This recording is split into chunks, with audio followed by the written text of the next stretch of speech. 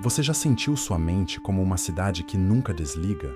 Uma cidade inteira acesa 24 horas, sem botão de desligar, onde as luzes, os motores e os letreiros continuam funcionando mesmo quando o corpo já desabou na cama. Sirenes antigas ainda ecoam em ruas que você nem visita mais. Outdoors mudam sozinhos, anunciando futuros que talvez nunca cheguem. Trens subterrâneos arrastam vagões cheios de conversas que terminaram há anos.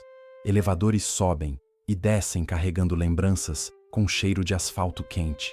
Você fecha os olhos querendo escuridão e encontra, em vez de silêncio, uma orquestra elétrica, buzinas de pensamentos que se atropelam, placas de neon que piscam julgamentos, alto-falantes internos que discutem, preveem, reescrevem, lamentam, planejam, temem, desejam, tudo ao mesmo tempo, sem nunca haver toque de recolher. Você já tentou negociar com ela? Por favor, só 5 minutos de paz. Ela responde com uma lembrança de 2009 que você nem sabia que ainda carregava. Você tenta respirar fundo, contar até 4, segurar, soltar.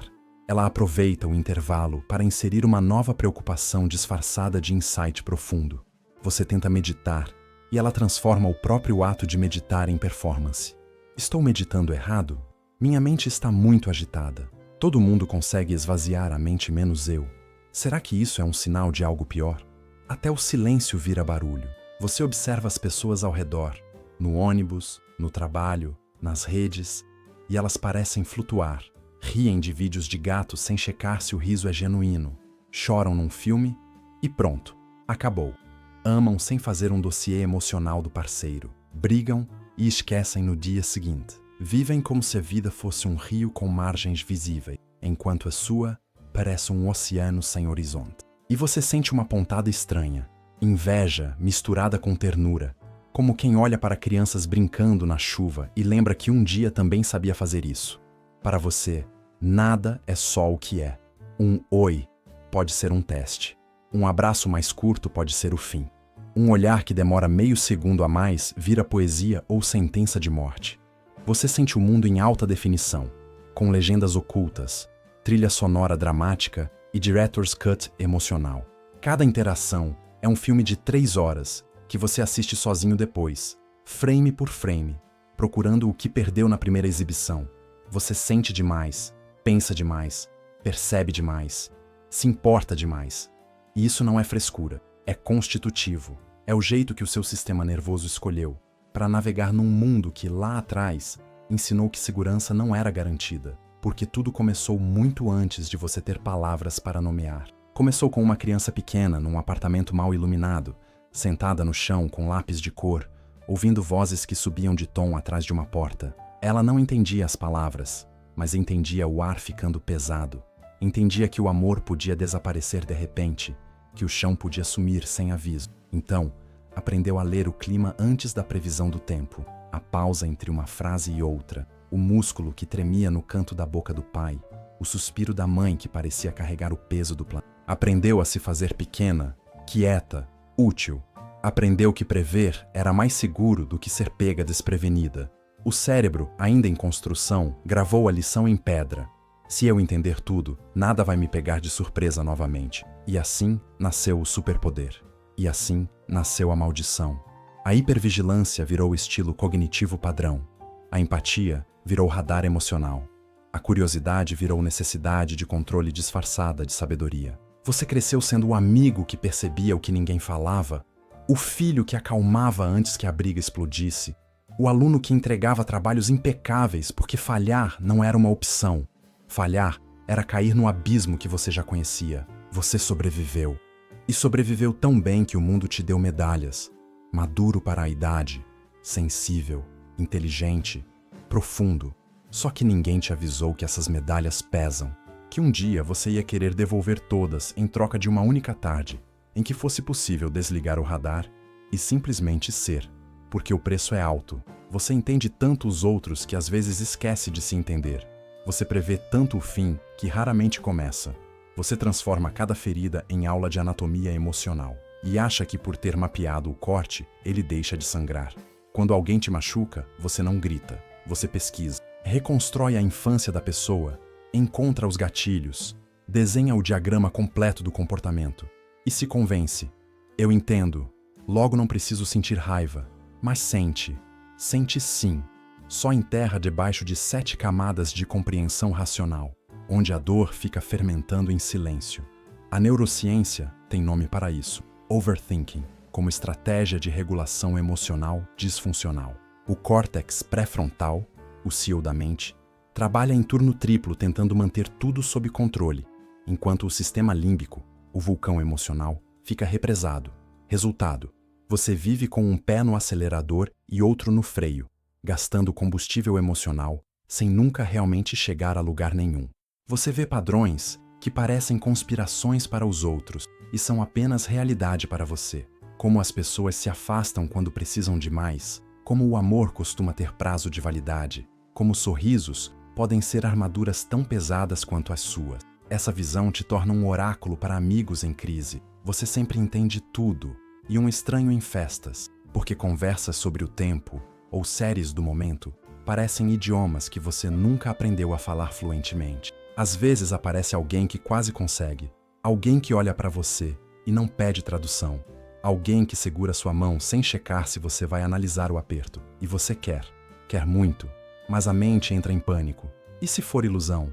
E se eu me abrir e depois descobrir que era só mais um padrão que eu não vi a tempo? Então, você recua, inventa distância, transforma afeto em estudo de caso e fica sozinho outra vez, com a sensação familiar de quem perdeu algo que nem chegou a ter. Carl Jung dizia que a sombra é exatamente aquilo que mais rejeitamos em nós. Para o pensador profundo, a sombra é o próprio pensar.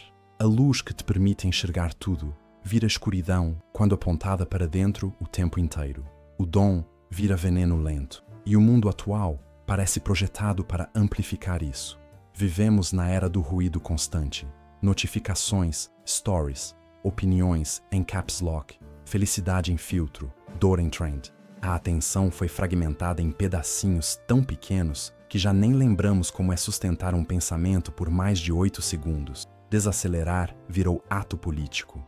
Olhar fundo virou quase afronta. Você tenta se encaixar, ri de memes que não entende, responde, tô de boa, quando está em pedaços, scrolla infinitamente para ver se o vazio passa. Mas o vazio não passa, ele só ganha novos filtros. E você cansa de verdade, cansa de ser o único acordado num planeta de sonâmbulos, cansa de sentir o peso do que ninguém mais carrega, cansa de prever o fim de tudo e ainda assim ter que viver o meio, cansa de ter um coração que é ao mesmo tempo radar, arquivo, tribunal e refúgio. Tem noites em que você deita e implora, hoje não, hoje deixa eu dormir como as pessoas normais, mas a mente abre o arquivo, coisas que você poderia ter dito diferente, e começa a passar o slideshow em 4K.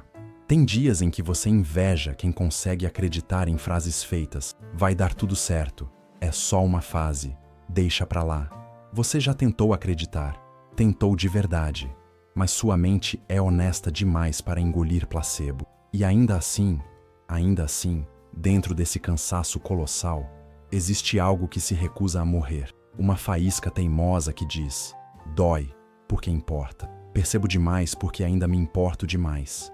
E isso, num mundo que treina todo mundo para não sentir nada, é quase um milagre. É aí que a virada começa. Não com fanfarra, não com epifania cinematográfica. Começa num dia qualquer, numa xícara de café que você segura sem transformar em metáfora. Começa quando você percebe que a mente não é inimiga. É uma criança assustada que aprendeu a gritar para se proteger e que talvez ela só precise ouvir, pela primeira vez em décadas, tá tudo bem, eu te vejo.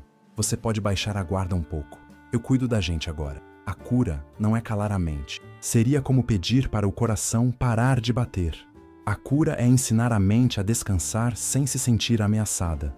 É dar a ela novas tarefas. Em vez de prever desastres, reparar na luz que entra pela janela às 7h12 da manhã.